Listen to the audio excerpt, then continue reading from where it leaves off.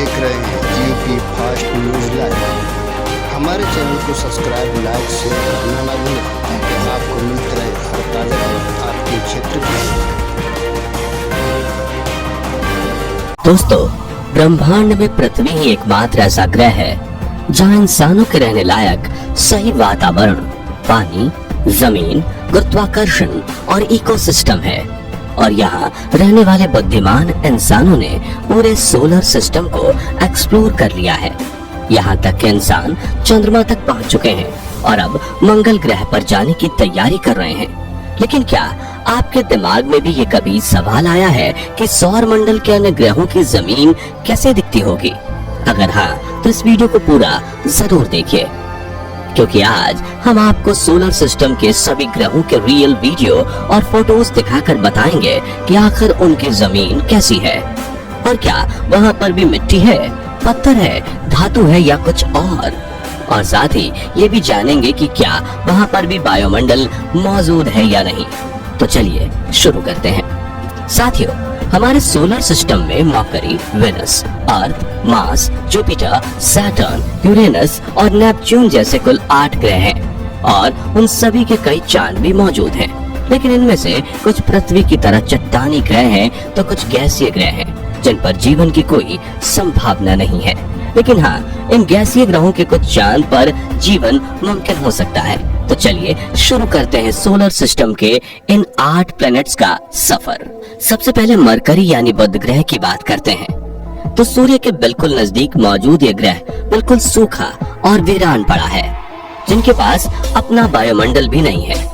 बुध ग्रह की जमीन पूरी तरह से उबड़-खाबड़ है और इसमें काफी बड़े-बड़े गड्ढे हैं जो कि कई किलोमीटर तक लंबे, चौड़े होने के साथ कई किलोमीटर गहरे भी होते हैं। वैज्ञानिकों के अनुसार करोड़ों साल से अनगिनत क्षुद्र ग्रह और धूमकेतुओं की बुध ग्रह की सतह पर टक्कर होती रहती है, जिस वजह से इतने बड़े गड्ढे बने हैं। अगर आप बुध ग्रह की सतह को ध्यान से देखेंगे तो ये बिल्कुल हमारे चंद्रमा जैसी दिखेगी। बुध ग्रह का व्यास 4879 किलोमीटर है और इसकी सतह पर मिले सबसे बड़े गड्ढे का व्यास 1550 किलोमीटर है। सूरज के सबसे पास होने और वायुमंडल ना होने की वजह से बुध ग्रह पर तापमान का कोई नियंत्रण नहीं है। दिन के समय बुध ग्रह का तापमान 450 डिग्री तक पहुंच जाता है और रात को इसका तापमान गिरकर -176 डिग्री तक चला जाता है। यानी कि इंसान किसी भी वक्त बुध ग्रह पर कदम नहीं रख सकता। एक और इंटरेस्टिंग फैक्ट ये है कि बुध ग्रह का गुरुत्वाकर्षण पृथ्वी के गुरुत्वाकर्षण का सिर्फ 38% है। यानी अगर पृथ्वी पर आपका वजन 100 किलो है तो वो बुध पर 38 किलो ही होगा। चलिए अब बात करते हैं सौर मंडल के दूसरे ग्रह वीनस यानी शुक्र की, जिसे सोलर सिस्टम का सबसे गर्म प्लेनेट कहा जाता है। ऐसा इसलिए क्योंकि भले ही बुध ग्रह सूरज से ज्यादा नजदीक हो, लेकिन उसके पास खुद का वायुमंडल ना होने की वजह से उसकी सतह पर सूर्य की गर्मी टिक नहीं पाती। लेकिन शुक्र ग्रह के पास अपना वायुमंडल है जो कई किलोमीटर मोटी सल्फ्यूरिक एसिड के बादलों की परत से ढका हुआ है। इस खतरनाक एसिड की इस मोटी परत की वजह से जब सूर्य की गर्मी शुक्र पर आती है तो वो रिफ्लेक्ट होकर स्पेस में वापस नहीं जा पाती। इसके अलावा शुक्र ग्रह के वातावरण में 96% कार्बन डाइऑक्साइड है जो ग्रीन हाउस इफेक्ट पैदा करता है।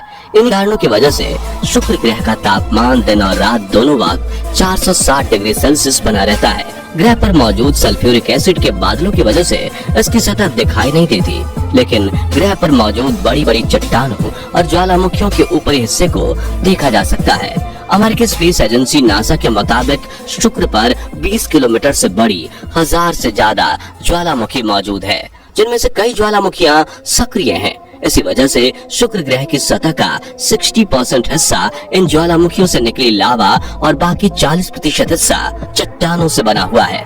वेनस प्लेनेट पर एटमॉस्फेरिक प्रेशर पृथ्वी से 92 गुना अधिक है, जिस वजह से यहाँ चलना भी मुश्किल है। और अगर इंसान ने नंगे पैर शुक्र पर कदम रख दिए तो सतह पर मौजूद लावा और गर्म चट्टानों की गर्मी से उसका शरीर कुछ ही पलों में जलकर राख हो जाएगा।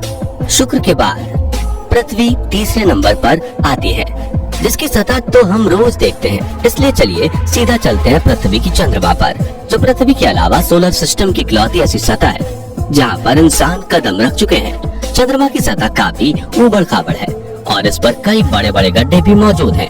चांद के पास खुद का वायुमंडल नहीं है, इसलिए यहाँ इंसान स्पेस सूट के बिना जीवित नहीं रह सकता। चलिए अब सफर को आगे बढ़ाते हैं और चलते हैं मार्स यानी मंगल ग्रह की सैर पर। पृथ्वी के बाद सूर्य से चौथे नंबर पर आने वाली इस प्लेनेट की सतह लाल रंग की है, इसलिए इसे रेड प्लेनेट भी कहा जाता है। दरअसल मंगल ग्रह की जमीन में काफी अधिक मात्रा में आयरन और अन्य धात्विक खनिज पाए जाते हैं और इसी आयरन का ऑक्सीकरण होने की वजह से यहाँ की सतह लाल है। मंगल ग्रह पर ठंडा और पतला वायुमंडल है, इसकी वजह से सूरज की ज्यादातर गर्मी सतह से टकराकर फिर से अंतरिक्ष में चली जाती है और पानी ज्यादा देर तक लिक्विड फॉर्म में नहीं रह पाता। मंगल ग्रह पर आयरन की धूल से भरी आंधी के बवंडर चलते हैं। तापमान की बात करें तो सूर्य से दूर होने की वजह से मंगल ग्रह का औसत तापमान -55 डिग्री तक रहता है, वह इसका अधिकतम तापमान 30 डिग्री और न्यूनतम तापमान 130 डिग्री तक जा सकता है। मंगल ग्रह की सतह पर कई धारियां दिखाई देती हैं, जिन्हें देखकर लगता है कि मानो पहले यहाँ जल का प्रवाह होता हो और उसी से धारियां बनी हो। मंगल ग्रह के इस सतह को देखकर कई वैज्ञानिकों का मानना है कि पहले यहाँ जीवों की बस्ती जरूर रही होगी, जिसका किसी कारणवश विनाश हो चुका होगा। खैर, अगर आप जानना चाहते हैं कि वैज्ञानिक मंगल ग्रह में इतनी दिलचस्पी क्यों दिखाते हैं, तो आप एंड स्क्रीन और डिस्क्रिप्शन में दी गई लिंक से हमारा वो वीडियो देख सकते हैं। बुध, शुक्र, पृथ्वी और मंगल ग्रह एस्टेरॉयड बेल्ट यानी शुद्ध ग्रह पट्टी के अंदर होने की वजह से इन चारों को इनर प्लेनेट यानी कि आंतरिक ग्रह कहा जाता है। इन चारों ग्रहों की जमीन चट्टानी है। खैर चलिए अब सोलर सिस्टम के एस्टेरॉयड बेल्ट को पार करते हुए आउटर प्लैनेट्स यानी कि बाहरी ग्रहों पर चलते हैं। तो सबसे पहले आता है सौर मंडल का सबसे बड़ा प्लैनेट जुपिटर यानी बृहस्पति ग्रह।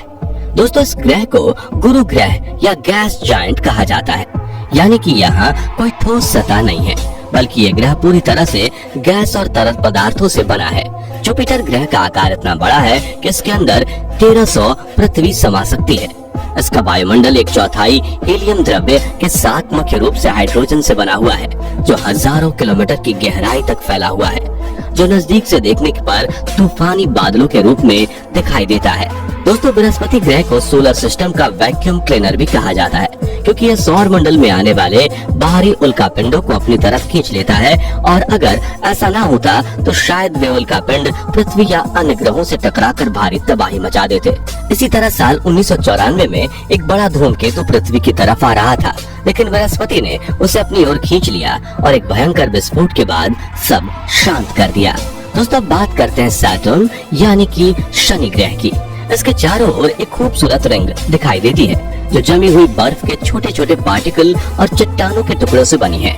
जब ये बर्फ सूर्य से आने वाली किरणों को रिफ्लेक्ट करती है तो ये चमकती हुई नजर आती है। शनि भी एक गैसीय ग्रह है, जिसका वायुमंडल 96% हाइड्रोजन, 3% हीलियम और 1% अमोनिया और इथेन जैसी गैसों से बना हुआ है। इस ग्रह पर भी ठोस जमीन नहीं है, इसलिए हम इस ग्रह पर कदम नहीं रख सकते। जैसे जैसे शनि ग्रह के वायुमंडल में नीचे जाया जाता है, वैसे वैसे इसमें मौजूद हवाओं की रफ्तार तेज होती चली जाती है और आपको ये जानकर हैरानी होगी कि शनि ग्रह पर बहने वाली हवा की रफ्तार 18 से 2000 किलोमीटर प्रति घंटे तक चलती है। इसलिए किसी भी स्पेस मिशन को इस ग्रह के पास तो भेजा जा सकता है, लेकिन इस गैसीय गोले के ज्यादा अंदर भेजना नामुमकिन है, क्योंकि ये हवाएं कुछ ही सेकंड्स में स्पेसक्राफ्ट के चिथड़े उड़ा देंगी। चलिए अब सफर में आगे बढ़ते हैं और बात करते हैं यूरेनस यानी कि अरुण ग्रह की। जुपिटर और सैटर्न की तरह यूरेनस भी एक गैस का गोला है और इस ग्रह पर कोई ठोस सतह मौजूद नहीं है।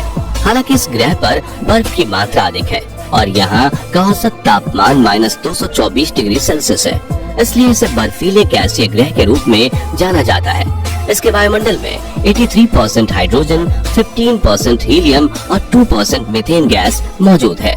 इस ग्रह के पास 27 चंद्रमा हैं और यहाँ एक दिन की लंबाई 17.2 घंटे की होती है। यूरेनस पर मौजूद सूर्य से आने वाली लाल किरणों को ऑब्जॉर्ब करके नीले रंग को दर्शाता है, इसलिए ये प्लेनेट नीला दिखाई देता है।